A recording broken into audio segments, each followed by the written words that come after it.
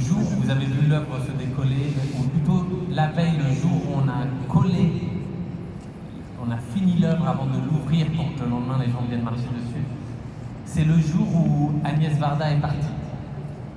Et ce jour-là, en fait, on était en train de coller, le public pouvait venir, s'approcher, on commençait à remplir beaucoup de la place. J'avais vu Agnès tous les soirs, elle n'a pas pu venir, mais tous les soirs, quand j'allais chez elle, elle me demandait où j'en étais. Elle était très excitée par ce projet parce que c'était quelque chose qui sortait de l'ordinaire, qui impliquait les gens, et elle aimait beaucoup ça dans mon travail. Et donc, vraiment, elle voulait son petit rapport chaque soir. Et le jeudi soir, quand je l'ai quittée, elle m'a dit « On se voit demain, de toute façon », mais je savais qu'il y avait une chance qu'on ne se verrait pas. Je suis quand même venu le lendemain matin, on a travaillé avec les 400 volontaires qui venaient nous aider chaque jour, les équipes du Louvre qui se démenaient pour nous. On avait une chance incroyable, c'était le temps. Et je me rappelle très bien, j'étais sur la place avec tout le monde, il y avait un beau soleil, et d'un coup je reçois une notification du Monde qui dit Agnès Varda est décédée. Et il est à peu près 11h du matin, et à ce moment-là, toute mon équipe la reçoit aussi.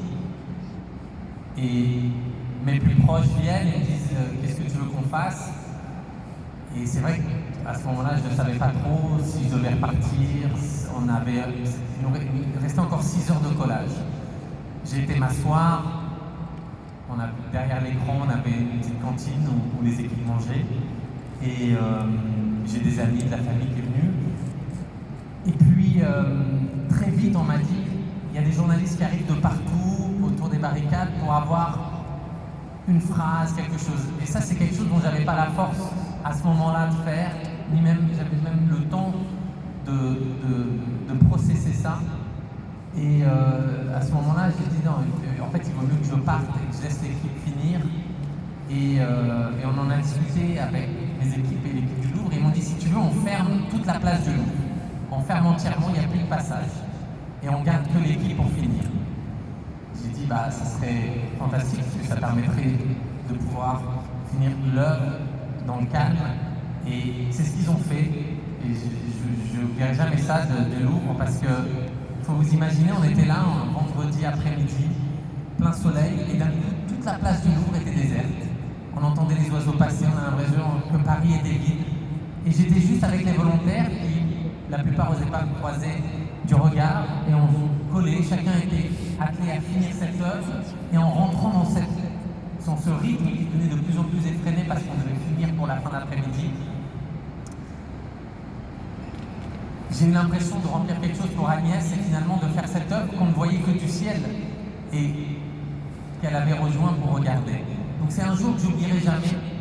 Et cette histoire avec le Louvre, elle a commencé il y a quelques années. Et il y a quelques années, dès qu'elle a commencé, et c'était aussi le début de ma relation d'amitié avec Agnès, je l'avais emmenée ici. Et au début, elle était venue me filmer, et puis elle me dit « Oh, mais ça sert à rien, je te filme et je ne sais pas ce qu'on en fera. » Et puis elle revenait à chaque fois parce que ça l'a fasciné quand même, que le Louvre laisse un jeune artiste comme ça faire quelque chose sur la pyramide. Et même moi, je marchais devant cette pyramide toute ma vie. J'avais jamais pensé, d'ailleurs, quand on m'a proposé, j'avais même pas une idée pour le Louvre, puisque c'est quelque chose que je projetais même pas.